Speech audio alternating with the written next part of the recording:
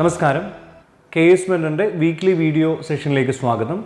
ഇന്ന് നമ്മൾ ഈ ക്ലാസ്സിൽ ചർച്ച ചെയ്യുന്നത് ഒക്ടോബർ 8 മുതൽ 15 വരെയുള്ള തീയതികളിലെ ഏറ്റവും പ്രധാനപ്പെട്ട കറണ്ട് അഫയേഴ്സ് ആണ്. അപ്പോൾ നമുക്ക് ആദ്യത്തെ കറണ്ട് അഫെയർ ഏതാണെന്ന് നോക്കാം.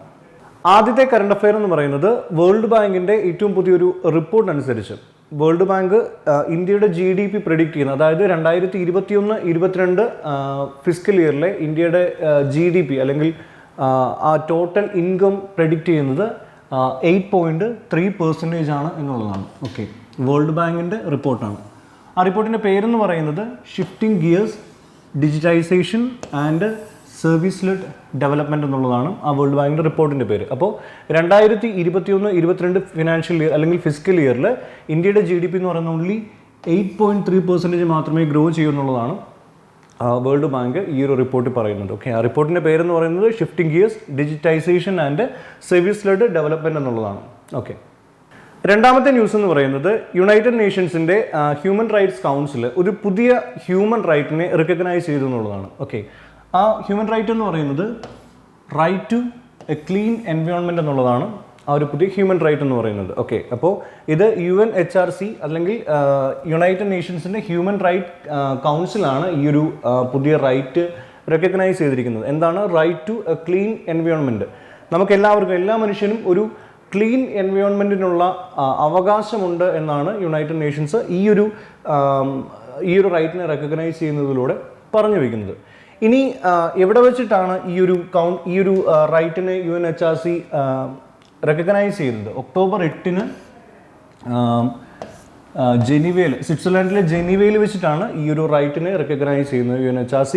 അതുപോലെ ഈ ഒരു right to a clean environment എന്ന് പറയുന്ന ആ ഒരു ആശയം അത് ആദ്യമായി റൂട്ട് ചെയ്തിരിക്കുന്നത് 1972 സ്റ്റോക്ക്ഹോം ഡിക്ലറേഷനിലാണ്. 1972 സ്റ്റോക്ക്ഹോം ഡിക്ലറേഷനിലാണ് ഈ right to a clean environment എന്ന് പറയുന്ന ആ ഒരു ഐഡിയയുടെ റൂട്ട് എന്ന് പറയുന്നത്. ഓക്കെ, അപ്പോൾ UNHRC ഓർത്തിരിക്കുക. അതുപോലെ എന്താണ് ഈ ഒരു പുതിയ റൈറ്റ് എന്നുള്ളത് കൃത്യമായിട്ട് ഓർത്തിരിക്കുക. ഓക്കെ, മൂന്നാമത്തെ ഒരു ന്യൂസ് എന്ന് പറയുന്നത് ജർമ്മനി ലോകത്തിൽ ആദ്യമായിട്ട് സെൽഫ് ഡ്രൈവിംഗ് ട്രെയിൻസ് ലോഞ്ച് ചെയ്തു എന്നുള്ളതാണ്. ഓക്കെ, ജർമ്മനി എന്താണ് ലോകത്തിലെ ആദ്യത്തെ self driving trains Germany launch ചെയ്തു.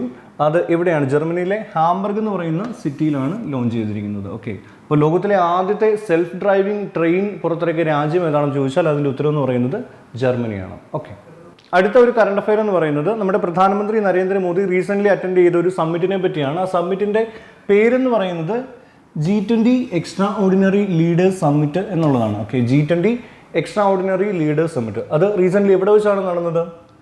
അഫ്ഗാനിസ്ഥാനിൽ വെച്ച് നടന്നു. അപ്പോൾ നമ്മുടെ പ്രധാനമന്ത്രി നരേന്ദ്രമോദി ഈ ഒരു സമ്മിറ്റ് അറ്റൻഡ് ചെയ്തു എന്നുള്ളതാണ് അതിൻ്റെ ഇമ്പോർട്ടൻസ് എന്ന് പറയുന്നത്. ഓക്കെ, ഇനി അതിലെ പ്രധാനപ്പെട്ട ഒരു അജണ്ട എന്തായിരുന്നു? ഈ G20 എക്സ്ട്രാ ഓർഡിനറി ലീഡേഴ്സ് മീറ്റിൻ്റെ അല്ലെങ്കിൽ സമ്മിറ്റിൻ്റെ ഒരു അജണ്ട എന്ന് പറയുന്നത് അഫ്ഗാനിസ്ഥാനിലെ കറണ്ട് സിറ്റുവേഷൻ എങ്ങനെയാണെന്ന് അസസ് ചെയ്യുക എന്നുള്ളതായിരുന്നു. ആ ഒരു അഫ്ഗാനിസ്ഥാൻ്റെ ആ സിറ്റുവേഷൻ ഡിസ്കസ് ചെയ്യുക എന്നുള്ളതായിരുന്നു അവരുടെ പ്രൈം അജണ്ട എന്ന് പറയുന്നത്.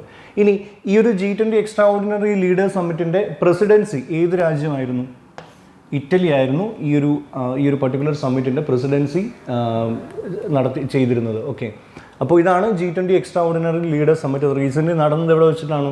അഫ്ഗാനിസ്ഥാനിൽ വെച്ചിട്ടാണ്. ഓക്കെ, അടുത്തത് UNDP അല്ലെങ്കിൽ യുണൈറ്റഡ് നേഷൻസ് ഡെവലപ്മെൻറ്റ് പ്രോഗ്രാം എന്ന് പറയുന്ന ഒരു agency global multi dimensional poverty index 2021 launch ചെയ്തു എന്നുള്ളതാണ്. Okay, global multi dimensional poverty index അത് പുറത്തിറക്കിയിരിക്കുന്ന ആരാണ്? UNDP. ഓക്കെ, അപ്പോൾ UNDP എന്ന് പറഞ്ഞാൽ എന്താണ്? യുണൈറ്റഡ് നേഷൻസ് ഡെവലപ്മെൻറ്റ് പ്രോഗ്രാം എന്നുള്ളതാണ്.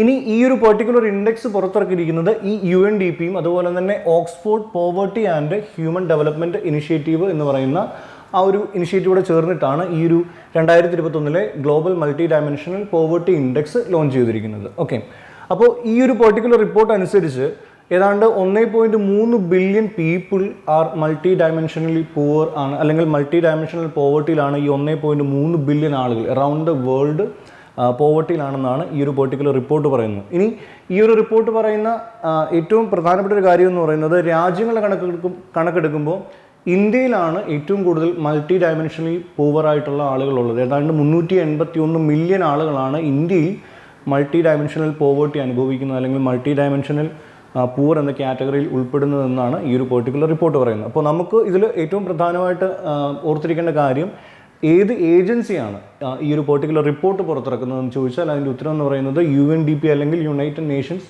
Development programme. ആ പെർട്ടിക്കുലർ റിപ്പോർട്ടിൻ്റെ പേരെന്ന് പറയുന്നത് global multi dimensional poverty index 2021.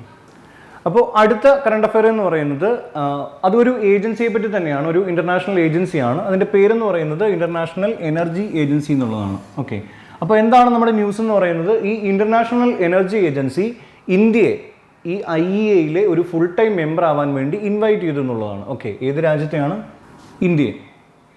Okay, അപ്പോൾ എന്തുകൊണ്ടാണ് ഇൻ്റർനാഷണൽ എനർജി ഏജൻസി അങ്ങനെ ഒരു ഇൻവിറ്റേഷൻ ഇന്ത്യക്ക് നൽകിയിരിക്കുന്നത്? ബിക്കോസ് ഇന്ത്യ എന്ന് പറയുന്നത് ലോകത്തിലെ 3rd ലാർജസ്റ്റ് എനർജി കൺസ്യൂമറാണ് കറൻ്റ്ലി. അപ്പോൾ ലോകത്തിലെ 3ാമത്തെ ഏറ്റവും വലിയ എനർജി കൺസ്യൂമറായ ഇന്ത്യ എന്ന് പറയുന്ന രാജ്യത്തെയാണ് അവരുടെ ഫുൾ ടൈം മെമ്പർ ആകാൻ വേണ്ടിയിട്ട് ഇപ്പോൾ IEA ഇൻവൈറ്റ് ചെയ്തിരിക്കുന്നത്. ഓക്കെ, അപ്പോൾ ഈ ഇൻ്റർനാഷണൽ എനർജി ഏജൻസി ഓർത്ത് വെക്കുക, അവർ ഏത് രാജ്യത്തെയാണ് റീസെൻ്റ്ലി അവരുടെ ഫുൾ ടൈം മെമ്പർ ആകാൻ വേണ്ടി ഇൻവൈറ്റ് ചെയ്തത് എന്നുള്ള കാര്യം ഓർത്തിരിക്കുക. അതുപോലെ അവരുടെ ഹെഡ് ക്വാർട്ടേഴ്സ്, ഈ IEAയുടെ ഹെഡ് ക്വാർട്ടേഴ്സ് എന്ന് പറയുന്നത് പാരീസിലാണ്. ഓക്കെ, അപ്പോൾ ഇത്രയും കാര്യങ്ങൾ ഓർത്തിരിക്കുക. അടുത്തത് നമുക്കറിയാനുള്ളത് ഒരു ഇൻഡെക്സിനെ പറ്റിയാണ്. ആ ഇൻഡെക്സിൻ്റെ പേരെന്ന് പറയുന്നത് ഹെൻലി പാസ്പോർട്ട് ഇൻഡെക്സ് 2021 എന്നുള്ളതാണ്. ഓക്കെ, ലോകത്തിലെ വിവിധ രാജ്യങ്ങളുടെ പാസ്പോർട്ടുകളെ അസസ് ചെയ്യുന്നൊരു ഇൻഡെക്സിനെയാണ് നമ്മൾ ഹെൻലി പാസ്പോർട്ട് ഇൻഡെക്സ് എന്ന് പറയുന്നത്. അപ്പോൾ ഏറ്റവും ലേറ്റസ്റ്റ് ആയിട്ടുള്ള 2021 റിപ്പോർട്ട് അനുസരിച്ച് ഇതിൽ ഇന്ത്യയുടെ റാങ്കിങ് എത്രയാണ്? 90. ഓക്കെ, 90ാമത് റാങ്കിലാണ് ഹെൻലി പാസ്പോർട്ട് ഇൻഡെക്സിന് 2021 എഡിഷനിൽ ഇന്ത്യ ഉള്ളത്. അതുപോലെ ജപ്പാൻ, അതുപോലെ സിംഗപ്പൂർ എന്നീ രാജ്യങ്ങളാണ് ഇതിൽ ഈ ഒരു ഇൻഡെക്സിൽ ഏറ്റവും ടോപ്പിൽ വന്നിരിക്കുന്നത്. ഇനി ഏറ്റവും ലാസ്റ്റ് പൊസിഷനിലേക്ക് വന്നിരിക്കുന്ന ഏതൊക്കെയാണ്? Afghanistan, Syria, Iraq, Yemen, Pakistan തുടങ്ങിയ രാജ്യങ്ങളാണ് ഇതിൽ ഈ ഒരു ഇൻഡെക്സിൽ ഏറ്റവും ലോവസ്റ്റ് പ്ലേസിൽ വന്നിരിക്കുന്നത്. അപ്പോൾ അതിൽ ഇന്ത്യയുടെ റാങ്കിങ് കൃത്യമായിട്ട് ഓർത്തിരിക്കുക. ഇത്ര 90ാമത് റാങ്കിങ്ങിലാണ് ഇന്ത്യ ഈ ഹെൻലി പാസ്പോർട്ട് ഇൻഡെക്സ് 2021 ഉള്ളത്. ഓക്കെ, അടുത്ത ഒരു കറണ്ട് അഫയർ എന്ന് പറയുന്നത് യൂറോപ്യൻ യൂണിയൻ അവരുടെ ആദ്യത്തെ ഗ്രീൻ ബോണ്ട് പുറത്തിറക്കി എന്നുള്ളതാണ്. ഓക്കെ, ഇനി എന്താണ് ഒരു ഗ്രീൻ ബോണ്ട് എന്ന് പറയുന്നത്? അതായത് ക്ലൈമറ്റ് റിലേറ്റഡ് ആയിട്ടുള്ള അല്ലെങ്കിൽ എൻവയോൺമെൻറ്റ് റിലേറ്റഡ് ആയിട്ടുള്ള ചില പെർട്ടിക്കുലർ പ്രോജക്ട്സിന് പണം കണ്ടെത്താനുള്ള അല്ലെങ്കിൽ ഫണ്ട് ചെയ്യാനുള്ള ഒരു ഉപാധിയാണ് ഈ ഗ്രീൻ ബോണ്ട് എന്ന് പറയുന്നത്. അപ്പോൾ അങ്ങനെ പല രാജ്യങ്ങൾ ഇതുപോലെ ഗ്രീൻ ബോണ്ട് പുറത്തിറക്കിയിട്ടുണ്ട്. അപ്പോൾ റീസെൻ്റ്ലി പുറത്തിറക്കിയിരിക്കുന്നത് ആരാണ്? യൂറോപ്യൻ യൂണിയനാണ്. ഓക്കെ, അപ്പോൾ യൂറോപ്യൻ യൂണിയൻ റീസെൻ്റ്ലി അവരുടെ ഗ്രീൻ ബോണ്ട് പുറത്തിറക്കി എന്നുള്ളതാണ്. ഇനി ഈ ഗ്രീൻ ബോണ്ടിൻ്റെ പ്രത്യേകത എന്തായിരുന്നു? ഇത് ദ ലാർജസ്റ്റ് ഗ്രീൻ ബോണ്ട്, ഇതുവരെ ഉണ്ടായിട്ടുള്ള ഗ്രീൻ ബോണ്ട് ഇഷ്യൂസിൽ ഏറ്റവും വലിയ ലാർജസ്റ്റ് ആയിട്ടുള്ള ഇഷ്യൂ ആയിരുന്നു ഈ യൂറോപ്യൻ യൂണിയൻ നടത്തിയിരുന്നത്. ഓക്കെ, അപ്പോൾ അതാണ് ഗ്രീൻ ബോണ്ട് എന്ന് പറയുന്നത്. അപ്പോൾ അത് റീസെൻ്റ്ലി പുറത്തിറക്കിയിരിക്കുന്നത് ആരാണെന്ന് ചോദിച്ചാൽ അതിൻ്റെ ഉത്തരം എന്ന് പറയുന്നത് യൂറോപ്യൻ യൂണിയനാണ്. ഓക്കെ, അടുത്ത കറണ്ട് അഫെയർ എന്ന് പറയുന്നത് വേറൊരു ഇൻഡെക്സ് ആണ്. ആ ഇൻഡെക്സിൻ്റെ പേരെന്ന് പറയുന്നത് renewable energy investment attractiveness index എന്നുള്ളതാണ്. ഓക്കെ, അപ്പോൾ renewable energy investment attractiveness index എന്ന് പറയുന്നത് ഏണസ്റ്റ് ആൻഡ് യങ് എന്ന് പറയുന്ന ഒരു സംഘടന പുറത്തിറക്കുന്ന ഒരു ഇൻഡെക്സ് ആണ്. ഇതിൽ ഇന്ത്യയുടെ റാങ്കിങ് എന്ന് പറയുന്നത് എത്രയാണ്? 3rd ആണ്. ഓക്കെ, ഈ ഒരു റാങ്കിങ്ങിൽ ഇന്ത്യയുടെ റാങ്കിങ് എന്ന് പറയുന്നത് 3rd റാങ്കാണ് ഈ ഒരു 2021 എഡിഷനിൽ. അതുപോലെ ഈ ഒരു റാങ്കിങ്ങിൽ ഏറ്റവും ടോപ്പ് വന്നിരിക്കുന്ന ആരാണ്? അമേരിക്കയാണ്. ഇപ്പോൾ USA ആണ് ഏറ്റവും ടോപ്പ് പൊസിഷനിൽ വന്നിരിക്കുന്നത്. ഇന്ത്യയുടെ റാങ്കിങ് എന്ന് പറയുന്നത് എത്രയാണ്? 3rd റാങ്കിങ് ആണ്. ആ ഇൻഡെക്സിൻ്റെ പേര് കൃത്യമായിട്ട് ഓർത്തിരിക്കുക, renewable energy investment attractiveness index. അതായത് ഒരു രാജ്യം റിന്യൂവബിൾ എനർജി എന്നുള്ള ആ ഒരു പെർട്ടിക്കുലർ സെക്ടറിൽ എത്രത്തോളം ഇൻവെസ്റ്റ്മെൻറ്റുകൾ ആ രാജ്യത്തിന് ലഭിക്കുന്നുണ്ട്, അല്ലെങ്കിൽ ആ രാജ്യം എത്രത്തോളം ഇൻവെസ്റ്റ്മെൻറ്റുകളെ അട്രാക്റ്റ് ചെയ്യുന്നു എന്നുള്ള ആ ഒരു രീതിയിൽ രാജ്യങ്ങളെ തരംതിരിക്കുന്ന ഒരു ഇൻഡെക്സാണ്, അല്ലെങ്കിൽ റാങ്ക് ചെയ്യുന്ന ഒരു ഇൻഡെക്സാണ് ഈ ഒരു renewable energy investment attractiveness index എന്ന് പറയുന്നത്. അതിൽ ഇന്ത്യയുടെ കറൻ്റ്ലി റാങ്കിങ് എന്ന് പറയുന്നത് എത്രയാണ്? 3rd ആണ്. ഓക്കെ, അടുത്തത് യുണൈറ്റഡ് നേഷൻസിൻ്റെ ഒരു ബയോഡൈവേഴ്സിറ്റി സമ്മിറ്റ് റീസെൻ്റ്ലി ചൈനയിൽ വെച്ച് നടന്നു. ഓക്കെ, യുണൈറ്റഡ് നേഷൻസ് ബയോഡൈവേഴ്സിറ്റി സമ്മിറ്റാണ്. അത് റീസെൻ്റ്ലി ചൈനയിൽ വെച്ച് നടന്നു. അപ്പോൾ ഇതിൻ്റെ എന്താണ് ഈ സമ്മിറ്റിൻ്റെ പ്രധാനപ്പെട്ട അജണ്ട എന്താണ്? പ്രൊട്ടക്റ്റിംഗ് ബയോഡൈവേഴ്സിറ്റി എന്നുള്ളതാണ് അതിൻ്റെ പ്രധാനപ്പെട്ട അജണ്ട എന്ന് പറയുന്നത്. അപ്പോൾ ഇനി ഈ അജണ്ടയിൽ അല്ലെങ്കിൽ ഈ ഒരു സമ്മിറ്റിൽ ഏറ്റവും കൂടുതൽ ഡിബേറ്റ് ചെയ്യപ്പെട്ട ഒരു കാര്യം എന്ന് പറയുന്നത് 30x30 പ്ലാൻ എന്ന് പറയുന്ന ഒരു പ്ലാനാണ്. അപ്പോൾ നിങ്ങൾക്ക് ചിലപ്പോൾ അറിയായിരിക്കും എന്താണ് 30x30 പ്ലാൻ എന്ന് പറയുന്നത്.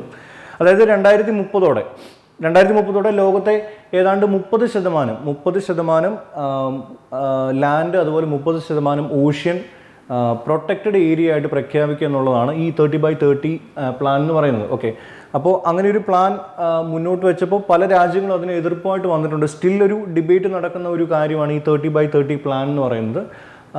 ബ്രസീൽ പോലത്തെ രാജ്യങ്ങളാണ് ഏറ്റവും കൂടുതൽ ഈ 30x30 പ്ലാൻ എന്ന് പറയുന്ന ഈ ഒരു പ്രോജക്റ്റിനെ എതിർക്കുന്നത്. അപ്പോൾ ഈ ഒരു 30x30 പ്ലാനെ കുറിച്ചുള്ള കാര്യങ്ങളൊക്കെ ഈ ഒരു ബയോഡൈവേഴ്സിറ്റി സമ്മിറ്റിൽ ചർച്ച ചെയ്തു എന്നുള്ളതാണ് കാര്യം. അപ്പോൾ പ്രധാനമായിട്ട് ഓർത്തിരിക്കേണ്ടത് യുണൈറ്റഡ് നേഷൻസിൻ്റെ ബയോഡൈവേഴ്സിറ്റി സമ്മിറ്റ് 2021 എവിടെ വെച്ചിട്ടാണ് നടന്നത്? ചൈനയിൽ വെച്ചിട്ടാണ് നടന്നത്. ഓക്കെ, അടുത്തത് ചൈന ലോഞ്ച് ചെയ്തിരിക്കുന്ന ഒരു പുതിയ ഫണ്ടിനെ പറ്റിയാണ്. ആ ഫണ്ടിൻ്റെ പേരെന്ന് പറയുന്നത് കുമിങ് ബയോഡൈവേഴ്സിറ്റി ഫണ്ട് എന്നുള്ളതാണ്. ഓക്കെ, കുമിങ് ബയോഡൈവേഴ്സിറ്റി ഫണ്ട് എന്ന് പറയുന്ന ഒരു ഫണ്ട് റീസെൻ്റ്ലി ചൈന അവരുടെ രാജ്യത്ത് ലോഞ്ച് ചെയ്തു. ഓക്കെ, അതിൻ്റെ വെർത്ത് എന്ന് പറയുന്നത് $233 മില്യൺ വെർത്തായിട്ടുള്ളൊരു ബയോഡൈവേഴ്സിറ്റി ഫണ്ടാണ് ചൈന ലോഞ്ച് ചെയ്തിരിക്കുന്നത്. ഇനി എന്തിനാണ് ഈ ഒരു ഇത്രയും വലിയൊരു ഫണ്ട് ചൈന ലോഞ്ച് ചെയ്തിരിക്കുന്നതെന്ന് ചോദിച്ചാൽ, വിവിധ ഡെവലപ്പിംഗ് കൺട്രീസിലുള്ള ബയോഡൈവേഴ്സിറ്റിയുടെ പ്രൊട്ടക്ഷന് വേണ്ടിയിട്ടാണ് ചൈന ഈ ഒരു കുമിങ് ബയോഡൈവേഴ്സിറ്റി ഫണ്ട് എന്ന് പറയുന്നൊരു പെർട്ടിക്കുലർ ഫണ്ട് പുറത്തിറക്കിയിരിക്കുന്നത്. ഇനി എന്തുകൊണ്ടാണ് ഈ ഒരു കുമിങ് ബയോഡൈവേഴ്സിറ്റി ഫണ്ട് എന്ന് പറയുന്ന പേര് വന്നിരിക്കുന്നതെന്ന് ചോദിച്ചാൽ, യുണൈറ്റഡ് നേഷൻസിൻ്റെ ബയോഡൈവേഴ്സിറ്റി കോൺഫറൻസ് അല്ലെങ്കിൽ CBD-COP15 എന്ന് പറയുന്ന ആ ഒരു കോൺഫറൻസ് നടന്ന ഇവിടെ വെച്ചിട്ടാണ്. റീസെൻ്റ്ലി ചൈനയിലെ കുമിങ്ങിൽ വെച്ചിട്ടാണ് നടന്നത്. അപ്പോൾ അതിൻ്റെ ഭാഗമായിട്ടാണ് ചൈന പുറത്തിറക്കിയിരിക്കുന്ന ഈ ഒരു ബയോഡൈവേഴ്സിറ്റി ഫണ്ടിന് കുമിങ് ബയോഡൈവേഴ്സിറ്റി ഫണ്ട് എന്ന് പറയുന്ന പേര് ഇട്ടിരിക്കുന്നത്. ഇനി ഏത് രാജ്യമാണ് ഈ ഒരു പെർട്ടിക്കുലർ ഫണ്ട് പുറത്തിറക്കിയിരിക്കുന്നതെന്ന് ചോദിച്ചാൽ അതിൻ്റെ ഉത്തരം ചൈനയാണ്. അപ്പോൾ ഈ ഒരു ഫണ്ടിൻ്റെ പേരും അതുപോലെ അത് പുറത്തിറക്കിയിരിക്കുന്ന രാജ്യത്തിൻ്റെ പേരും നിങ്ങൾ കൃത്യമായിട്ട് ഓർത്തിരിക്കുക. ഓക്കെ, അടുത്തത് വീണ്ടും ഒരു ഇൻഡെക്സിനെ പറ്റിയാണ്. ആ ഇൻഡെക്സിൻ്റെ പേരെന്ന് പറയുന്നത് ഗ്ലോബൽ ഹങ്കർ ഇൻഡെക്സ് 2021 എന്നുള്ളതാണ്. ഈ ഗ്ലോബൽ ഹങ്കർ ഇൻഡെക്സ് 2021 ഇന്ത്യയുടെ റാങ്കിങ് എന്ന് പറഞ്ഞാൽ എത്രയാണ്? 101. 101ാമത്തെ റാങ്കിലാണ് 2021 ഈ ഗ്ലോബൽ ഹങ്കർ ഇൻഡെക്സിൽ ഇന്ത്യയുടെ റാങ്കിങ് എന്ന് പറയുന്നത് 101. ഓക്കെ, ഇനി ഈ ഗ്ലോബൽ ഹങ്കർ ഇൻഡെക്സ് എന്ന് പറയുന്ന ആ ഒരു പെർട്ടിക്കുലർ ഇൻഡെക്സ് ആരൊക്കെയാണ് പുറത്തിറക്കുന്നത്? അതായത് കൺസേൺ വേൾഡ് വൈഡും അതുപോലെ വെൽത്ത് ഹങ്കർ ഹൈൽഫ് എന്ന് പറയുന്ന 2 ഏജൻസികൾ ചേർന്നിട്ടാണ് ഈ ഒരു ഗ്ലോബൽ ഹങ്കർ ഇൻഡെക്സ് തയ്യാറാക്കിയിരിക്കുന്നത്. ഓക്കെ, അപ്പോൾ ഇന്ത്യക്ക് ഏതാണ്ട് 7 സ്ഥാനങ്ങളാണ് റീസെൻ്റ്ലി നഷ്ടപ്പെട്ടത്. അതായത് കഴിഞ്ഞ വർഷത്തെ ഈ ഒരു സെയിം ഇൻഡെക്സിൻ്റെ റാങ്കിങ്ങുമായിട്ട് താരതമ്യപ്പെടുത്തി നോക്കുമ്പോൾ ഇന്ത്യയുടെ 7 റാങ്കിങ് ഇന്ത്യ പിന്നിലേക്ക് പോയി എന്നുള്ളതാണ്. ഈ ഒരു ഇൻഡെക്സിൽ പറഞ്ഞിരിക്കുന്ന ഏറ്റവും പ്രധാനപ്പെട്ട 2-3 കാര്യങ്ങളെന്ന് പറയുന്നത്, ഒന്ന്, ഈ ഒരു ഇന്ത്യയിലെ ഹങ്കർ ലെവൽ വളരെ അലാമിങ് എന്ന് പറയുന്ന ഒരു രീതിയിലാണ് ഈ ഒരു പെർട്ടിക്കുലർ ഇൻഡെക്സിൽ അവർ അവതരിപ്പിച്ചിരിക്കുന്നത്. രണ്ടാമത്തെ കാര്യം, ഇന്ത്യയുടെ നെയ്ബറിംഗ് കൺട്രീസ് ആയിട്ടുള്ള പാകിസ്ഥാൻ, ബംഗ്ലാദേശ്, നേപ്പാൾ എന്നീ രാജ്യങ്ങളെക്കാൾ പുറകിലാണ് ഈ ഒരു പെർട്ടിക്കുലർ ഇൻഡെക്സിൽ 2021 എഡിഷനിൽ ഇന്ത്യയുടെ റാങ്കിങ് എന്ന് പറയുന്നത്. ഓക്കെ, അപ്പോൾ ഇന്ത്യയെക്കാളും ബെറ്റർ പെർഫോമൻസ് ആണ് ഈ ഒരു ഗ്ലോബൽ ഹങ്കർ ഇൻഡെക്സിൽ പാകിസ്ഥാൻ, ബംഗ്ലാദേശ്, നേപ്പാൾ പോലുള്ള നമ്മുടെ അയൽ രാജ്യങ്ങൾ നടത്തിക്കൊണ്ടിരിക്കുന്നത്. അപ്പോൾ ഈ ഒരു റാങ്കിങ്ങിൽ നമ്മുടെ റാങ്കിങ് എന്ന് പറയുന്നത്, ഈ വർഷത്തെ റാങ്കിങ് കൃത്യമായിട്ട് ഓർത്തിരിക്കുക 101 ഇനി ആ റാങ്കിങ്ങിൻ്റെ പേരെന്ന് പറയുന്നത് ഗ്ലോബൽ ഹങ്കർ ഇൻഡെക്സ് 2021 എന്നുള്ളതാണ്. ഓക്കെ, അടുത്തത് ഇന്ത്യയിൽ ഒരു പുതിയ അസോസിയേഷൻ സ്ഥാപിക്കപ്പെടാൻ വേണ്ടി പോകുന്നു. ആ അസോസിയേഷൻ്റെ പേരെന്ന് പറയുന്നത് എന്താണ്? ഇന്ത്യൻ സ്പേസ് അസോസിയേഷൻ എന്നുള്ളതാണ്. ഓക്കെ, ആ ഒരു പേരിൽ തന്നെ ഉണ്ട് എന്താണ് സ്പേസ് അസോസിയേഷൻ എന്നുള്ളത്. അതായത് ഇന്ത്യയുടെ സ്പേസ് ആക്ടിവിറ്റീസിനെ മുഴുവൻ നിയന്ത്രിക്കുന്ന ഒരു അസോസിയേഷൻ ആയിട്ടാണ് ഈ ഒരു ഇന്ത്യൻ സ്പേസ് അസോസിയേഷനെ വിഭാവനം ചെയ്തിരിക്കുന്നത്. അപ്പോൾ അത് പ്രധാനമന്ത്രി നരേന്ദ്രമോദി ആയിരിക്കും ഈ ഒരു ഇന്ത്യൻ സ്പേസ് അസോസിയേഷൻ ഇനാഗുറേറ്റ് ചെയ്യുന്നത്. ഓക്കെ, അപ്പോൾ എന്താണ് സ്പേസ് ആൻഡ് സാറ്റലൈറ്റ് കമ്പനീസിൻ്റെ ഒരു പ്രീമിയർ ഇൻഡസ്ട്രി അസോസിയേഷനായിട്ടാണ് ഈ ഒരു ഇന്ത്യൻ സ്പേസ് അസോസിയേഷൻ നിലവിൽ വരിക. ഓക്കെ, അപ്പോൾ പ്രധാനമന്ത്രി നരേന്ദ്രമോദി ആയിരിക്കും ഈ ഒരു അസോസിയേഷൻ പുറത്തിറക്കിയിരിക്കുക. അപ്പോൾ ഇന്ത്യൻ സ്പേസ് അസോസിയേഷൻ എന്ന് പറയുന്ന ആ ഒരു പുതിയ അസോസിയേഷൻ്റെ പേര് നിങ്ങൾ കൃത്യമായിട്ട് മനസ്സിലാക്കിയിരിക്കുക. എന്താണ് ഈ ഇന്ത്യൻ സ്പേസ് അസോസിയേഷൻ എന്നുള്ളതും നിങ്ങൾ കൃത്യമായിട്ട് മനസ്സിലാക്കിയിരിക്കുക. ഓക്കെ, അടുത്തത്, റീസെൻ്റ്ലി ഇന്ത്യൻ എയർഫോഴ്സ് അവരുടെ 89ാമത്തെ ആനിവേഴ്സറി ആഘോഷിച്ചു എന്നുള്ളതാണ്. ഇന്ത്യൻ എയർഫോഴ്സ് അവരുടെ 89ാമത്തെ ആനിവേഴ്സറി ആഘോഷിച്ചു. ആൻഡ് ഈ ഒരു ആഘോഷത്തെ അവർ പറയുന്നത് സ്വർണിം വിജയ് വർഷം എന്നുള്ളതാണ്. ഓക്കെ, സ്വർണിം വിജയ് വർഷം എന്നുള്ള ആ ഒരു പേരിലാണ് ഈ വർഷത്തെ ഈ ഒരു ഇന്ത്യൻ എയർഫോഴ്സിൻ്റെ 89th ആനിവേഴ്സറി അവർ കൊമമറേറ്റ് ചെയ്തത്. ഇനി ഈ ഒരു ആനിവേഴ്സറി എന്ത് സംഭവത്തിൻ്റെ ഓർമ്മയ്ക്കായിട്ടാണ് ഇവർ ഈ ഇന്ത്യൻ എയർഫോഴ്സ് ഈ ആനിവേഴ്സറി ആഘോഷിക്കുന്നതെന്ന് ചോദിച്ചാൽ 1971 ഇന്ത്യ പാകിസ്ഥാൻ വാറിൻ്റെ വിജയത്തിൻ്റെ ഓർമ്മയ്ക്കായിട്ടാണ് ഇന്ത്യൻ എയർഫോഴ്സ് ഈ ഒരു പെർട്ടിക്കുലർ ഡേ അവരുടെ ആനിവേഴ്സറി ആയിട്ട് ആഘോഷിക്കുന്നത്. ഓക്കെ, അടുത്തത് ഇന്ത്യ ഒരു പുതിയ ഒരു കൊയാലിഷനിൽ ജോയിൻ ചെയ്തു. ആ ഒരു കൊയാലിഷൻ്റെ പേരെന്ന് പറയുന്നത് high ambition coalition for nature and people എന്നുള്ളതാണ്. High ambition coalition for nature and people എന്ന് പറയുന്ന ആ ഒരു കൊയാലിഷനിൽ ഇന്ത്യ റീസെൻ്റ്ലി ജോയിൻ ചെയ്തു എന്നുള്ളതാണ്. Okay, high ambition coalition for nature and people. Okay, അപ്പോൾ ഇവിടെ വെച്ചിട്ടാണ് ഈ ഒരു ഇന്ത്യ ഈ ഒരു കൊയാലിഷനിൽ ജോയിൻ ചെയ്തത്. ഇന്ത്യയും ഫ്രാൻസും തമ്മിൽ ന്യൂഡൽഹിയിൽ വെച്ച് നടന്ന ഒരു സെറിമണിയിൽ വെച്ചിട്ടാണ് ഇന്ത്യ ഈ ഒരു high ambition coalition for nature and പീപ്പിളിൽ ജോയിൻ ചെയ്യുന്നതായിട്ട് പ്രഖ്യാപിച്ചത്. ഇനി എന്താണ് ഈ high ambition coalition for nature and people എന്ന് പറയുന്നത്? ഇത് ഏതാണ്ട് മോർ ദാൻ 70 രാജ്യങ്ങൾ അടങ്ങിയിട്ടുള്ള ഒരു സംഘടനയാണ് ഈ high ambition coalition for nature and people എന്ന് പറയുന്നത്. അപ്പോൾ ഇവരുടെ ഏറ്റവും പ്രധാനപ്പെട്ട എയിം എന്ന് പറയുന്നത് ഞാൻ നേരത്തെ പറഞ്ഞ പോലെ ഈ 30x30 ടാർഗറ്റ് എന്ന് പറയുന്ന ഒരു ഗ്ലോബൽ ടാർഗറ്റിനെ പ്രൊട്ടക്റ്റ് ചെയ്യുക അല്ലെങ്കിൽ അത് അച്ചീവ് ചെയ്യാൻ വേണ്ടിയുള്ള പ്രവർത്തനങ്ങൾ നടത്തുക എന്നുള്ളതാണ് ഈ ഒരു high ambition coalition for nature and പീപ്പിളിൻ്റെ ഏറ്റവും പ്രധാനപ്പെട്ട എയിം എന്ന് പറയുന്നത്. ഓക്കെ, ഇനി ഈ ഹൈ അംബിഷൻ കൊയാലിഷൻ എന്ന് പറയുന്നത് എവിടെയാണ്?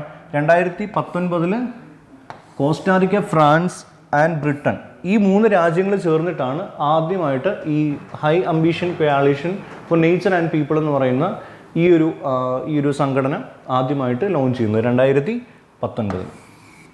ഓക്കെ, അടുത്തത് പ്രധാനമന്ത്രി നരേന്ദ്രമോദി ഒരു പുതിയ മാസ്റ്റർ പ്ലാൻ ലോഞ്ച് ചെയ്യാൻ വേണ്ടി പോകുന്നു. അതായത് ബേസിക്കലി നമ്മുടെ രാജ്യത്തിൻ്റെ ഇൻഫ്രാസ്ട്രക്ചർ ഡെവലപ്മെൻറ്റ് കുറച്ചുകൂടി സ്മൂത്ത് ആൻഡ് എഫിഷ്യൻ്റ് ആക്കാൻ വേണ്ടിയിട്ട് പ്രധാനമന്ത്രി ഗതിശക്തി മാസ്റ്റർ പ്ലാൻ എന്ന് പറയുന്ന ഒരു പുതിയ മാസ്റ്റർ പ്ലാൻ ലോഞ്ച് ചെയ്യാൻ വേണ്ടി പോകുന്നു. PM Gati Shakti master plan. Okay, അപ്പോൾ ഈ ഒരു PM ഗതിശക്തി മാസ്റ്റർ പ്ലാൻ എന്ന് പറയുന്ന ഈ ഒരു മാസ്റ്റർ പ്ലാനിലൂടെ ഗവൺമെൻറ് ഉദ്ദേശിക്കുന്നത്, അതായത് ഗവൺമെൻറ്റിൻ്റെ വിവിധ മിനിസ്ട്രികളെ ഒരുമിച്ച് കൊണ്ടുവരിക, അതുപോലെ 7 കോർ ഇൻഫ്രാസ്ട്രക്ചർ സെക്ടേഴ്സിനെ, അതുപോലെ വിവിധ സ്റ്റേക്ക് ഹോൾഡേഴ്സിനെയൊക്കെ ഒരു പ്ലാറ്റ്ഫോമിൽ കൊണ്ടുവരിക. അതുവഴി ഈ ഇൻഫ്രാസ്ട്രക്ചർ ഡെവലപ്മെൻറ്റ് എന്ന് പറയുന്നത് കൂടുതൽ എഫിഷ്യൻ്റ് ആക്കുക എന്നുള്ളതാണ് ഈ ഒരു PM ഗതി മാസ്റ്റർ പ്ലാൻ എന്ന് പറയുന്ന മാസ്റ്റർ പ്ലാനിൻ്റെ പ്രധാനപ്പെട്ട ഉദ്ദേശം എന്ന് പറയുന്നത്. ഇനി ഈ ഒരു മാസ്റ്റർ പ്ലാൻ ഇതിൻ്റെ ഒരു ഫണ്ടിങ് എന്ന് പറയുന്നത് എത്രയാണ്? ഏതാണ്ട് 100 ലക്ഷം കോടി രൂപയുടെ പ്ലാനാണ് ഈ PM ഗതിശക്തി മാസ്റ്റർ പ്ലാൻ എന്ന് പറയുന്നത്. 100 ലക്ഷം കോടി രൂപയുടെ. ഓക്കെ, അപ്പോൾ ബേസിക്കലി എന്താണ് PM ഗതിശക്തി മാസ്റ്റർ പ്ലാൻ എന്ന് ഓർത്ത് വെക്കുക? ഇൻഫ്രാസ്ട്രക്ചർ ഡെവലപ്മെൻറ്റ് എഫിഷ്യൻ്റായിട്ട് നടത്തുക എന്നുള്ളൊരു ഉദ്ദേശത്തിന് വേണ്ടിയിട്ടാണ് PM ഗതിശക്തി എന്ന് പറയുന്ന മാസ്റ്റർ പ്ലാൻ ലോഞ്ച് ചെയ്തിരിക്കുന്നത്. അതിൻ്റെ ഒരു ടോട്ടൽ കോസ്റ്റ് എന്ന് പറയുന്നത് എത്രയാണ്? ഏതാണ്ട് 100 ലക്ഷം കോടി രൂപയാണ്. ഓക്കെ, അടുത്തത് നമ്മുടെ സിവിൽ ഏവിയേഷൻ മിനിസ്ട്രി ഒരു പുതിയ എയർലൈൻസിന് അപ്രൂവൽ നൽകി എന്നുള്ളതാണ്. എയർലൈൻസിൻ്റെ പേരെന്ന് പറയുന്നത് ആകാശ എയർ എന്നുള്ളതാണ്. ഓക്കെ, ആകാശ എയർ എന്ന് പറയുന്നത് പുതിയ ഒരു എയർലൈൻസ് ആണ്. ആ എയർലൈൻസിന് റീസെൻ്റ്ലി നമ്മുടെ സിവിൽ ഏവിയേഷൻ മിനിസ്ട്രി അപ്രൂവൽ നൽകി എന്നുള്ളതാണ്. ഇനി അപ്പോൾ ആകാശ എയർലൈൻസ് അല്ലെങ്കിൽ ആകാശ എയർ എന്ന് പറയുന്ന ആ ഒരു പേര് നിങ്ങൾ ഓർത്തിരിക്കുക. ഇനി ഇതാരൊക്കെയാണ് ഓൺ ചെയ്തിരിക്കുന്നത്? രാകേഷ് ജുൻജുവാലയും അതുപോലെ ജെറ്റ് എയർവേസിൻ്റെ ex-CEO ആയിരുന്ന വിനയ് ദൂബയും കൂടെ ചേർന്നിട്ടാണ് ഈ ആകാശ എയർ എന്ന് പറയുന്ന പുതിയ എയർലൈൻസ് കൺട്രോൾ ചെയ്യുന്നത്. അപ്പോൾ ആ ഒരു എയർലൈൻസിന് റീസെൻ്റ്ലി നമ്മുടെ സിവിൽ ഏവിയേഷൻ മിനിസ്ട്രി അപ്രൂവൽ നൽകി എന്നുള്ളതാണ് നമ്മുടെ വാർത്ത എന്ന് പറയുന്നത്. ഓക്കെ, അടുത്തത് ഇന്ത്യയിലെ പവർ ഫിനാൻസ് കോർപ്പറേഷൻ എന്ന് പറയുന്ന ഒരു കമ്പനിക്ക് central government recently Maharatna status നൽകി എന്നുള്ളതാണ്. ഓക്കെ, ഏതിനാണ്? Power finance corporation. നമുക്കറിയാം, നമ്മൾ കൊച്ചു ക്ലാസ്സിലൊക്കെ നമ്മൾ പഠിച്ചിട്ടുണ്ട് വിവിധ കമ്പനികൾ, നവരത്ന സ്റ്റാറ്റസ്, മഹാരത്ന സ്റ്റാറ്റസ്. അപ്പോൾ അങ്ങനെയുള്ള വിവിധ സ്റ്റാറ്റസുകൾ വിവിധ സർക്കാരുകൾ വിവിധ പബ്ലിക് സെക്ടർ എൻ്റർപ്രൈസുകൾക്ക് നൽകാറുണ്ട്. അതായത് നമ്മുടെ Indian oil corporation, Bharat petroleum corporation. അപ്പോൾ അവരൊക്കെ ഈ മഹാരത്ന സ്റ്റാറ്റസ് ഉള്ള കമ്പനികളാണ്. അപ്പോൾ റീസെൻ്റ്ലി ഈ ഒരു മഹാരത്ന സ്റ്റാറ്റസ് ലഭിച്ചിരിക്കുന്നത് ഏത് എൻഐറ്റിക്കാണ്? പവർ ഫിനാൻസ് കോർപ്പറേഷൻ അല്ലെങ്കിൽ PFC എന്ന് പറയുന്ന ആ ഒരു എൻഐറ്റിക്കാണ് ലഭിച്ചിരിക്കുന്നത്. ഇനി PFC എന്ന് പറയുന്നത് നമ്മുടെ മിനിസ്ട്രി ഓഫ് പവറിൻ്റെ കീഴിൽ പ്രവർത്തിക്കുന്ന ഒരു സ്ഥാപനമാണ് ഈ പവർ ഫിനാൻസ് കോർപ്പറേഷൻസ് എന്ന് പറയുന്നത്. അപ്പോൾ ഇന്ത്യയിലെ 11th സ്റ്റേറ്റ് ഓൺഡ് എൻറ്റൈറ്റിയാണ് ഈ മഹാരത്ന കാറ്റഗറി അല്ലെങ്കിൽ ആ ഒരു ക്ലാസ്സിലേക്ക് എൻ്റർ ചെയ്യുന്ന ഇന്ത്യയിലെ 11ാമത്തെ സ്റ്റേറ്റ് ഓൺഡ് എൻറ്റൈറ്റിയാണ് ഈ പവർ ഫിനാൻസ് കോർപ്പറേഷൻ എന്ന് പറയുന്നത്. ഓക്കെ, അടുത്തത് ഡൽഹി ഗവൺമെൻറ് ലോഞ്ച് ചെയ്തിരിക്കുന്ന ഒരു പുതിയ പ്രോഗ്രാമാണ്. ആ പ്രോഗ്രാമിൻ്റെ പേരെന്ന് പറയുന്നത് എന്താണ്? ദേശ് കെ മെൻറ്റർ എന്ന് പറയുന്നതാണ് ആ പ്രോഗ്രാം. ദേശ് കെ മെൻറ്റർ. ബേസിക്കലി എന്താണ് ഡൽഹി ഗവൺമെൻറ് ഈ ഒരു പ്രോഗ്രാം കൊണ്ട് ഉദ്ദേശിക്കുന്നതെന്ന് പറഞ്ഞാൽ സ്കൂൾ കുട്ടികൾക്ക് അവർക്കൊരു പേഴ്സണൽ മെൻറ്റർഷിപ്പ് നൽകുക എന്നുള്ളതാണ്. ഓക്കെ, അപ്പോൾ അവരുടെ കാര്യങ്ങൾ ഷെയർ ചെയ്യാനും അവരോട് സംസാരിക്കാനും കുട്ടികൾക്ക് അവരുടെ ആശയങ്ങൾ പങ്കുവെക്കാനും വേണ്ടിയിട്ടുള്ള ഒരു മെൻറ്റർഷിപ്പ് പ്രൊവൈഡിംഗ് ആണ് ഈ ദേശ് കെ മെൻറ്റർ പ്രോഗ്രാം എന്ന് പറയുന്നത്. അപ്പോൾ അത് ഏത് ഗവൺമെൻറ്റാണ് ലോഞ്ച് ചെയ്തിരിക്കുന്നതെന്ന് ചോദിച്ചാൽ അതിൻ്റെ ഉത്തരം എന്ന് പറയുന്നത് ഏതാണ്? ഡൽഹി ഗവൺമെൻറ്റാണ് ഈ ദേശ് കെ മെൻറ്റർ എന്ന് പറയുന്ന പ്രോഗ്രാം ലോഞ്ച് ചെയ്തിരിക്കുന്നത്. ഇനി ഞാൻ പറഞ്ഞു അതിൻ്റെ എയിം എന്ന് പറയുന്നത് ഒരു യങ് മെൻറ്റർഷിപ്പ് പ്രൊവൈഡ് ചെയ്യുക എന്നുള്ളതാണ് സ്റ്റുഡൻസിന്. അപ്പോൾ ഡൽഹിയിലെ എല്ലാ സ്കൂളുകളിലും ഈ ഒരു പ്രോഗ്രാം ഇംപ്ലിമെൻറ്റ് ചെയ്യാൻ വേണ്ടിയിട്ടാണ് ഡൽഹി ഗവൺമെൻറ് ഉദ്ദേശിക്കുന്നത്. അപ്പോൾ അതാണ് ദേശ് കെ മെൻറ്റർ പ്രോഗ്രാം എന്ന് പറയുന്നത്. ഓക്കെ, അടുത്തത് മിനിസ്ട്രി ഓഫ് റൂറൽ ഡെവലപ്മെൻറ്റ് ഒരു പുതിയ ടൂള് ലോഞ്ച് ചെയ്തു. ആ ടൂളിൻ്റെ പേരെന്ന് പറയുന്നത് ക്രിസ്പ് എം ടൂൾ എന്നുള്ളതാണ്. Okay, crisp M tool ministry of rural development ആണ് ഇത് പുറത്തിറക്കിയിരിക്കുന്നത്. ഇനി എന്താണ് ഈ ക്രിസ്പ് എം ടൂളിൻ്റെ പൂർണ്ണ രൂപം എന്ന് ചോദിച്ചാൽ climate resilience information system and planning എന്നുള്ളതാണ് ഇതിൻ്റെ പൂർണ്ണ രൂപം. അതിൻ്റെ ചുരുക്കപ്പേരാണ് ഈ ക്രിസ്പ് എം ടൂൾ എന്ന് പറയുന്നത്. ഇനി എന്തിനാണ് ഈ ഒരു പെർട്ടിക്കുലർ ടൂൾ ഈ ministry of rural development launch ചെയ്തിരിക്കുന്നത്? To integrate the climate information in the geographic information system, അതായത് GIS ബേസ്ഡ് വാട്ടർഷെഡ് പ്ലാനിംഗ്. അതായത് MGNREGA എന്ന് പറയുന്ന പ്രോഗ്രാം നമുക്കറിയാം, അത് ഗവൺമെൻറ്റിൻ്റെ ഒരു സ്കീമാണ്. അപ്പോൾ ആ സ്കീമിന് കീഴിലുള്ള ജിയോഗ്രഫിക് ഇൻഫർമേഷൻ സിസ്റ്റത്തിൽ ഈ ക്ലൈമറ്റ് റിലേറ്റഡ് ആയിട്ടുള്ള ഇൻഫർമേഷൻസ് ഇൻ്റഗ്രേറ്റ് ചെയ്യുക എന്നുള്ളതാണ് ഈ ഒരു ക്രിസ്പ് എം ടൂൾ കൊണ്ട് മിനിസ്ട്രി ഓഫ് റൂറൽ ഡെവലപ്മെൻറ്റ് ഉദ്ദേശിക്കുന്നത്. അല്ലെങ്കിൽ ഈ ഒരു പർപ്പസിന് വേണ്ടിയിട്ടാണ് ഇപ്പോൾ ഈ ഒരു മിനിസ്ട്രി ഈ CRISP M tool recently launch ചെയ്തിരിക്കുന്നത്. ഓക്കെ, ക്ലൈമറ്റ് റിലേറ്റഡ് ആയിട്ടുള്ള ഇൻഫർമേഷൻസ് ഈ ഒരു MGNREGA കീഴിലുള്ള geographic information system based watershed പ്ലാനിങ്ങിൽ ഇൻ്റഗ്രേറ്റ് ചെയ്യുക എന്നുള്ളതാണ് ഇതിൻ്റെ ഏറ്റവും പ്രധാനപ്പെട്ട എയിം എന്ന് പറയുന്നത്. ഓക്കെ, അടുത്ത ഒരു കറണ്ട് അഫെയർ എന്ന് പറയുന്നത് നമ്മുടെ രാജ്യത്ത് ലീഗലായിട്ടുള്ള അബോർഷൻ, അതായത് ചില പ്രത്യേക കേസുകളിൽ ലീഗലായിട്ടുള്ള അബോർഷൻ ചെയ്യുന്നതിനുള്ള ആ ഒരു സമയപരിധി 24 ആഴ്ചയാക്കിയിട്ട് ഇൻക്രീസ് ചെയ്തു. നേരത്തെ ഇത് 20 ആഴ്ചയായിരുന്നു. അപ്പോൾ 20 ആഴ്ച എന്നുള്ളത് 24 ആഴ്ചയായിട്ട് ഗവൺമെൻറ് ഇൻക്രീസ് ചെയ്തു എന്നുള്ളതാണ്.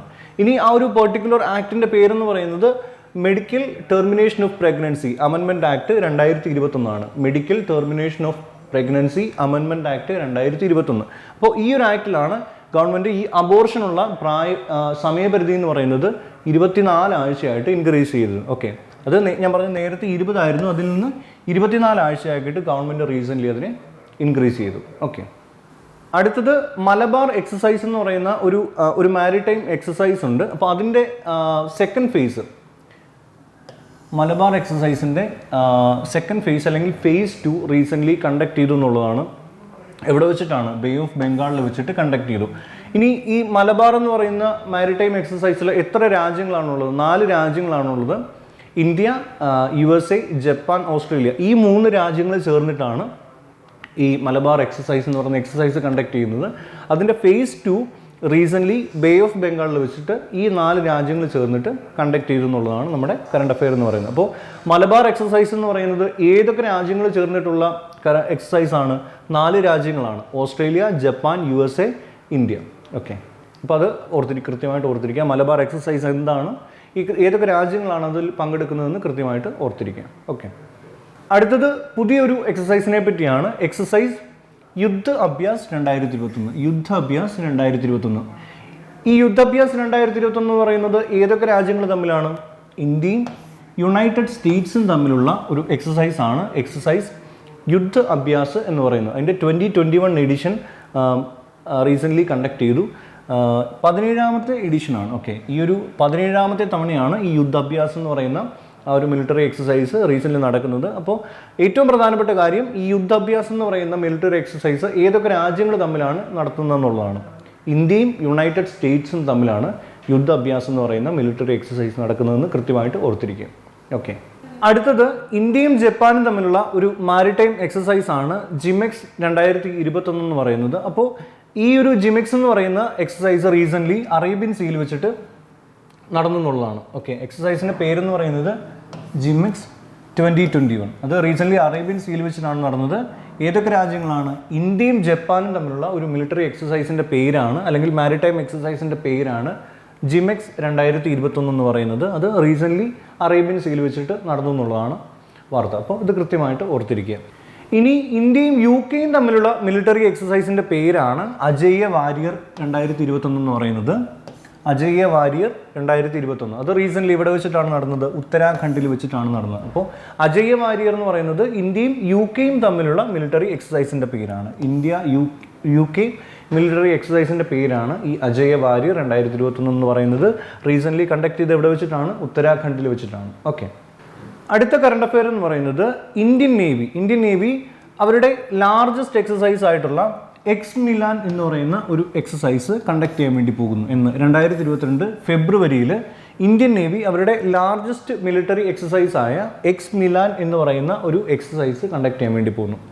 അപ്പോൾ ആ ഒരു എക്സസൈസിൻ്റെ പേര് കൃത്യമായിട്ട് ഓർത്തിരിക്കുക. ഇന്ത്യൻ നേവിയാണ് അത് കണ്ടക്ട് ചെയ്യുന്നത്. ഇനി 46 കൺട്രീസിനെയാണ് ഈ ഒരു എക്സ് മിലാനിന് പങ്കെടുക്കാൻ വേണ്ടിയിട്ട് ഇന്ത്യൻ നേവി ഇൻവൈറ്റ് ചെയ്തിരിക്കുന്നത്. ഓക്കെ, 46 രാജ്യങ്ങളിൽ നിന്നുള്ള നേവീസിനെയാണ് ഈ ഒരു എക്സ് മിലാൻ എന്ന് പറയുന്ന മിലിറ്ററി എക്സസൈസിൽ പങ്കെടുക്കാൻ വേണ്ടിയിട്ട് ഇന്ത്യൻ നേവി ക്ഷണിച്ചിരിക്കുന്നത്. ഓക്കെ, അപ്പോൾ കൃത്യമായിട്ട് എക്സ് മിലാൻ എന്ന് പറയുന്ന ആ ഒരു എക്സസൈസിൻ്റെ പേര് ഓർത്തിരിക്കുക. അത് കണ്ടക്ട് ചെയ്യുന്നത് ഇന്ത്യൻ നേവിയാണ്. ഓക്കെ, അടുത്തത് ഡോക്ടർ APJ അബ്ദുൽ കലാം പ്രേരണ സ്ഥൽ എന്ന് പറയുന്ന ഒരു സ്ഥലം ഇനാഗുറേറ്റ് ചെയ്തു റീസെൻ്റ്ലി. അത് എവിടെയാണ് ചെയ്തിരിക്കുന്നത്? ആ പ്ലേസിൻ്റെ പേരെന്ന് പറയുന്നത് വിശാഖപട്ടണത്താണ് ഇനാഗുറേറ്റ് ചെയ്തിരിക്കുന്നത്. വിശാഖപട്ടണത്തെ നേവൽ സയൻസ് ആൻഡ് ടെക്നോളജിക്കൽ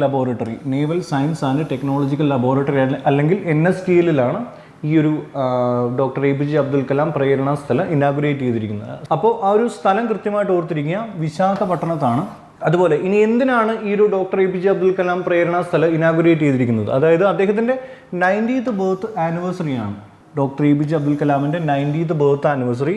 അതുപോലെ തന്നെ നമ്മൾ സെലിബ്രേറ്റ് ചെയ്തുകൊണ്ടിരിക്കുന്ന ആസാദി കി അമൃത് മഹോത്സവ് എന്ന് പറയുന്ന ഒരു മഹോത്സവ്. അപ്പോൾ ഈ രണ്ട് കാര്യങ്ങളുടെ കൊമമറേഷന് വേണ്ടിയിട്ടാണ് റീസെൻ്റ്ലി ഇപ്പോൾ ഡോക്ടർ APJ അബ്ദുൽ കലാം പ്രേരണ സ്ഥലം എന്ന് പറയുന്ന സ്ഥലം എവിടെയാണ്? വിശാഖപട്ടണത്ത് റീസെൻ്റ്ലി ഇനാഗുറേറ്റ് ചെയ്തിരിക്കുന്നത്. ഓക്കെ, അടുത്തത് സ്പോർട്സുമായിട്ട് ബന്ധപ്പെട്ട 2-3 വാർത്തകളാണ്. കറണ്ട് അഫയേഴ്സ് ആണ് നമ്മൾ നോക്കാൻ വേണ്ടി പോകുന്നത്. അതിൽ ഫസ്റ്റ് വാർത്ത എന്ന് പറയുന്നത് അൻഷു മാലിക് നമുക്കറിയാം ഇന്ത്യൻ വുമൺ റെസ്ലറാണ്. അപ്പോൾ 2021 വേൾഡ് റെസ്ലിംഗ് ചാമ്പ്യൻഷിപ്പിൽ ഒരു സിൽവർ മെഡൽ നേടുന്ന ആദ്യത്തെ ഇന്ത്യൻ വുമണായിട്ട് മാറിയിരിക്കുന്ന ആരാണെന്ന് ചോദിച്ചാൽ അതിൻ്റെ ഉത്തരം എന്ന് പറയുന്നത് അൻഷു മാലിക്കാണ്. ഓക്കെ, 2021 വേൾഡ് റെസ്ലിംഗ് ചാമ്പ്യൻഷിപ്പിൽ ഒരു സിൽവർ മെഡൽ അച്ചീവ് ചെയ്യുന്ന ഇന്ത്യയിലെ ആദ്യത്തെ വനിതാ റെസ്ലറായിട്ട് മാറിയിരിക്കുന്നത് അൻഷു മാലിക്കാണ്. ഓക്കെ, അടുത്തത് നമ്മുടെ ഇന്ത്യൻ ഫുട്ബോളറായ സുനിൽ ഛേത്രി ഗോളുകളുടെ എണ്ണത്തിൽ പെലെയോട് ഈക്വലായി എന്നുള്ളതാണ്. സുനിൽ ഛേത്രി ഇപ്പോൾ കറൻ്റ്ലി 77 ഗോളുകളാണ് നേടിയിരിക്കുന്നത്. ആ ഗോളുകളുടെ എണ്ണം എന്ന് പറയുന്നത് പെലെ നേടിയിരിക്കുന്ന ഗോളുകളോട് തുല്യമാണ്. അപ്പോൾ അതാണ് ഈ ഒരു പെർട്ടിക്കുലർ കറണ്ട് അഫെയറിൽ നമ്മൾ പറയുന്നത്. ഇനി ഈ ഒരു 77ാമത്തെ ഗോള് സുനിൽ ഛേത്രി അച്ചീവ് ചെയ്തത് ഇന്ത്യയും നേപ്പാളും തമ്മിലുള്ള ഒരു മത്സരത്തിൽ വെച്ചിട്ടാണ്. അപ്പോൾ അദ്ദേഹം ആ ഒരു മത്സരത്തിൽ വെച്ചിട്ട് ഈ 77ാമത്തെ ഗോൾ നേടുകയും ആ ഒരു ഗോളോടുകൂടി ഇന്ത്യ നേപ്പാളിനെ 1-0 എന്ന് പറയുന്ന സ്കോറിൽ തോൽപ്പിക്കുകയും ചെയ്തു. ഓക്കെ, അപ്പം ഈ ഗോളുകളുടെ എണ്ണത്തിൽ റീസെൻ്റ്ലി ഇന്ത്യയിലെ ഏത് കായിക താരമാണ് അല്ലെങ്കിൽ ഫുട്ബോൾ പ്ലെയറാണ് പെലെ എന്ന് പറയുന്ന കളിക്കാരനോട് തുല്യമായതെന്ന് ചോദിച്ചാൽ അതിൻ്റെ ഉത്തരം എന്ന് പറയുന്നത് സുനിൽ ഛേത്രിയാണ്. ഓക്കെ, അതുപോലെ ആദ്യത്തെ first ever melt water champions chess tournament 2021 വിജയിച്ചിരിക്കുന്ന വ്യക്തി ആരാണ്? ഫേമസ് ചെസ് പ്ലെയറാണ്. അദ്ദേഹത്തിൻ്റെ പേരെന്ന് പറയുന്നത് മാഗ്നസ് കാൾസൺ ആണ് first ever melt water champions chess tour 2021 വിജയിച്ചിരിക്കുന്നത്. ഓക്കെ, അടുത്തത് 2021 ടർക്കിഷ് ഗ്രാൻഡ് പ്രിക്സ് വിജയിച്ചിരിക്കുന്ന വ്യക്തി ആരാണ്? വാൾട്ടേരി ബൊട്ടാസ് ആണ് 2021 ടർക്കിഷ് ഗ്രാൻഡ് പ്രിക്സ്. അതായത് F1 കാർ റേസിങ്ങിനെയാണ് നമ്മൾ ഗ്രാൻഡ് പ്രിക്സ് എന്ന് പറയുന്നത്. അപ്പോൾ 2021 ടർക്കിഷ് ഗ്രാൻഡ് പ്രിക്സ് വിജയിച്ചിരിക്കുന്നത് ആരാണ്? Valtteri Bottas. ഓക്കെ, അതുപോലെ ഫിഫ റീസെൻ്റ്ലി അവരുടെ അണ്ടർ 17 വുമൻസ് വേൾഡ് കപ്പിൻ്റെ ഒഫീഷ്യൽ മാസ്കോട്ട് അൺവെയിൽ ചെയ്തു. ആ മാസ്കോട്ടിൻ്റെ പേരെന്ന് പറയുന്നത് ഇബ എന്നാണ്. ഓക്കെ, IBHA ഇബ എന്ന് പറയുന്നത് എന്താണ്? ഒരു ഏഷ്യാറ്റിക് ലയണസ് ആണ് ഇബ എന്ന് പറയുന്നത്. അപ്പോൾ ഈ ചിത്രത്തിൽ കാണുന്നതാണ് ആ ഒരു ഒഫീഷ്യൽ മാസ്കോട്ട് എന്ന് പറയുന്നത്. അപ്പോൾ ഇതാണ് ഈ ഇബ എന്ന് പറയുന്നതാണ് under 17 women's world cup India 2022. Okay, 2020 ഇന്ത്യയിൽ വെച്ചിട്ടാണ്, 2022 ഈ അണ്ടർ 17 വുമൺസ് വേൾഡ് കപ്പ് നടക്കാൻ വേണ്ടി പോകുന്നത്. അപ്പോൾ ആ ഒരു വേൾഡ് കപ്പിൻ്റെ ഒഫീഷ്യൽ മാസ്കട്ടായിട്ട് തീരുമാനിച്ചിരിക്കുന്ന അതിൻ്റെ പേരാണ് ഇബ എന്ന് പറയുന്നത്. ഇബ എന്ന് പറയുന്നത് ഒരു ഏഷ്യാറ്റിക് ലയണസ് ആണ്. ഓക്കെ, ഇനി ഫിഫയാണ് ഇത് ഒഫീഷ്യലി ഈ ഒരു മാസ്കോട്ട് അൺവെയിൽ ചെയ്തിരിക്കുന്നത്. ഓക്കെ, കഴിഞ്ഞ വീഡിയോയിൽ നമ്മൾ നോബൽ പ്രൈസുകളെ പറ്റി സംസാരിച്ചിരുന്നു. അതായത് ഊർജ്ജതന്ത്രം, അതുപോലെ മെഡിസിൻ തുടങ്ങിയ വിഭാഗങ്ങളിൽ നോബൽ പ്രൈസുകൾ, ഈ വർഷത്തെ നോബൽ സമ്മാൻ നേടിയ വ്യക്തികളെ കുറിച്ച് നമ്മൾ സംസാരിച്ചിരുന്നു. അപ്പോൾ 2021 നോബൽ പ്രൈസ് ലിറ്ററേച്ചറിൽ നോബൽ പ്രൈസ് നേടിയിരിക്കുന്ന വ്യക്തിയുടെ പേരെന്ന് പറയുന്നത് എന്താണ്? അബ്ദുൾ റസാഖ് ഗൂർണ എന്നുള്ളതാണ്. അബ്ദുൾ റസാഖ് ഗൂർണ, അദ്ദേഹം ഒരു ടാൻസാനിയൻ നോവലിസ്റ്റാണ് അബ്ദുൾ റസാഖ് ഗൂർണ എന്ന് പറയുന്നത്. അപ്പോൾ അദ്ദേഹത്തിനാണ് 2021 സാഹിത്യത്തിനുള്ള നോബൽ സമ്മാനം ലഭിച്ചിരിക്കുന്നത്. ഈ ടാൻസാനിയൻ നോവലിസ്റ്റായ അബ്ദുൾ റസാഖ് ഗൂർണയ്ക്കാണ്. ഓക്കെ, ഇനി 2021 സാമ്പത്തിക ശാസ്ത്രത്തിനുള്ള നോബൽ പ്രൈസ് നേടിയിരിക്കുന്നത് 3 വ്യക്തികളാണ്. അമേരിക്കൻ ബേസ്ഡ് ആയിട്ടുള്ള എക്കണോമിസ്റ്റുകളാണ്. ഓക്കെ, അപ്പോൾ അവരുടെ പേരെന്ന് പറയുന്നത് ഡേവിഡ് കാർഡ്, അതുപോലെ ജോഷുവ ഡി ആംഗ്രിസ്റ്റ്, അതുപോലെ ഗുയിഡോ ഡബ്ല്യു ഇംബൻസ്. ഈ 3 വ്യക്തികൾക്കാണ് 2021 സാമ്പത്തിക ശാസ്ത്രം അല്ലെങ്കിൽ എക്കണോമിക്സിനുള്ള നോബൽ പ്രൈസ് നേടിയിരിക്കുന്നത്. ഓക്കെ, ഇനി 2021 സമാധാനത്തിനുള്ള നോബൽ പ്രൈസ് നേടിയിരിക്കുന്നത് 2 വ്യക്തികളാണ്. 2021 സമാധാനത്തിനുള്ള നോബൽ പ്രൈസ് നേടിയിരിക്കുന്ന 2 വ്യക്തികളുടെ പേരാണ് മരിയ രസ, അതുപോലെ ദിമിത്രി മുറാത്തോ. മരിയ രസ, അതുപോലെ ദിമിത്രി മുറാത്തോ, ഈ 2 പേർക്കാണ് 2021 സമാധാനത്തിലുള്ള നോബൽ പ്രൈസ് ലഭിച്ചിരിക്കുന്നത്. ഇനി അവരുടെ എന്ത് പ്രവർത്തനങ്ങൾക്കാണ് അവർക്ക് ഈ 2021 നോബൽ പ്രൈസ്, സമാധാനത്തിനുള്ള നോബൽ പ്രൈസ് ലഭിച്ചിരിക്കുന്നത്? Freedom of expression safe guard ചെയ്യാനുള്ള അവരുടെ എഫേർട്സിനാണ്, അല്ലെങ്കിൽ ആ പ്രവർത്തനങ്ങളാണ് അവരെ ഈ 2021 സമാധാനത്തിനുള്ള നോബൽ പ്രൈസിന് അർഹരാക്കി തീർത്തത്. അപ്പോൾ ആ 2 വ്യക്തികളുടെ പേര് ഓർത്തിരിക്കുക, മരിയ രസ, അതുപോലെ ദിമിത്രി മുറാത്തോ. ഈ 2 വ്യക്തികൾക്കാണ് 2021 സമാധാനത്തിനുള്ള നോബൽ പ്രൈസ് ലഭിച്ചിരിക്കുന്നത്. ഓക്കെ, അടുത്ത വാർത്ത എന്ന് പറയുന്നത് സ്റ്റേറ്റ് ബാങ്ക് ഓഫ് ഇന്ത്യയുടെ ചെയർമാനായ രജനീഷ് കുമാറിനെ ഭാരത് പേയുടെ ചെയർമാനായിട്ട് അപ്പോയിന്റ് ചെയ്തു, അല്ലെങ്കിൽ അദ്ദേഹം ഭാരത് പേയുടെ ചെയർമാനായിട്ട് ജോയിൻ ചെയ്തു എന്നുള്ളതാണ്. ഓക്കെ, രജനീഷ് കുമാർ എന്ന് പറയുന്നത് സ്റ്റേറ്റ് ബാങ്ക് ഓഫ് ഇന്ത്യയുടെ ചെയർമാനാണ്. അദ്ദേഹം ഭാരത് പേ എന്ന് പറയുന്ന പേയ്മെൻറ്റ് സൊല്യൂഷൻസിൻ്റെ ചെയർമാനായിട്ട് റീസെൻ്റ്ലി ജോയിൻ ചെയ്തു എന്നുള്ളതാണ്. ഓക്കെ, അടുത്തത് പ്രധാനമന്ത്രി നരേന്ദ്രമോദിക്കുള്ള അഡ്വൈസറായിട്ട്, പ്രധാനമന്ത്രി നരേന്ദ്രമോദിയുടെ പുതിയ അഡ്വൈസറായിട്ട് ആരെയാണ് റീസെൻ്റ്ലി അപ്പോയിൻറ്റ് ചെയ്തിരിക്കുന്നത്? അദ്ദേഹത്തിൻ്റെ പേരെന്ന് പറയുന്നത് അമിത് ഖാരെ. ഈ അമിത് ഖാരെ എന്ന് പറയുന്ന വ്യക്തിയാണ് പ്രൈം മിനിസ്റ്ററുടെ പുതിയ അഡ്വൈസറായിട്ട് റീസെൻ്റ്ലി അപ്പോയിൻറ്റ് ചെയ്തിരിക്കുന്നത്. ഇനി അമിത് ഖാരെ എന്ന് പറയുന്നത് ഫോർമർ ഹയർ എഡ്യൂക്കേഷൻ സെക്രട്ടറി ആയിരുന്നു. ഫോർമർ ഹയർ എഡ്യൂക്കേഷൻ സെക്രട്ടറി ആയിട്ടുള്ള അമിത് ഖാരെയാണ് ഇപ്പോൾ ഏറ്റവും പുതുതായിട്ട് പ്രധാനമന്ത്രിയുടെ അഡ്വൈസർ എന്ന് പറയുന്ന പദവിയിലേക്ക് അപ്പോയിൻറ്റ് ചെയ്യപ്പെട്ടിരിക്കുന്നത്. ഓക്കെ, അങ്ങനെ നമ്മുടെ ഈ ഒരു വീഡിയോയുടെ ഏറ്റവും അവസാനത്തെ ഒരു കറണ്ട് അഫെയറിലേക്ക് വന്നിരിക്കുകയാണ്. അപ്പോൾ ആ ഒരു കറണ്ട് അഫെയർ എന്ന് പറയുന്നത് ഇറാൻ്റെ ആദ്യത്തെ പ്രസിഡന്റ് ആയിരുന്ന അബോൾ ഹസൻ ബാനി സാദർ അന്തരിച്ചു എന്നുള്ളതാണ്. അദ്ദേഹം ഇറാൻ എന്ന് പറയുന്ന രാജ്യത്തിൻ്റെ ആദ്യത്തെ പ്രസിഡന്റാണ് അബോൾ ഹസൻ ബാനി സാദർ എന്ന് പറയുന്നത്. അപ്പോൾ അദ്ദേഹം റീസെൻ്റ്ലി അന്തരിച്ചു എന്നുള്ളതാണ്. ഓക്കെ, അപ്പോൾ അബോൾ ഹസൻ ബാനി സാദർ ഏത് രാജ്യത്തിൻ്റെ ഫസ്റ്റ് പ്രസിഡന്റ് ആയിരുന്നു എന്ന് ചോദിച്ചാൽ അതിൻ്റെ ഉത്തരം എന്ന് പറയുന്നത് ഇറാനാണ്. അപ്പോൾ ഇത്രയും കാര്യങ്ങൾ കൃത്യമായിട്ട് ഓർത്തിരിക്കുക. ഓക്കെ, അപ്പോൾ ഇത്രയും കാര്യങ്ങളാണ് നമുക്ക് ഈ ആഴ്ചത്തെ നമ്മുടെ വീക്ക്ലി കറണ്ട് അഫെയർസിൻ്റെ വീഡിയോയിൽ നമുക്ക് ചർച്ച ചെയ്യാനുള്ളത്. അപ്പോൾ നമ്മളിവിടെ ചർച്ച ചെയ്ത കാര്യങ്ങൾ നിങ്ങൾ മനസ്സിലാക്കുക, നിങ്ങൾ പഠിക്കുക. അതുപോലെ നിങ്ങൾക്ക് എന്തെങ്കിലും അഭിപ്രായങ്ങളുണ്ടെങ്കിലും നിങ്ങൾ കമൻറ്റ് ബോക്സിൽ രേഖപ്പെടുത്തുക. അപ്പോൾ നമുക്ക് പുതിയ ഒരു വീഡിയോ ആയിട്ട് അടുത്ത ആഴ്ചത്തെ ഒരു കറണ്ട് അഫെയറിൻ്റെ വീഡിയോ ആയിട്ട് വീണ്ടും കാണാം. നന്ദി.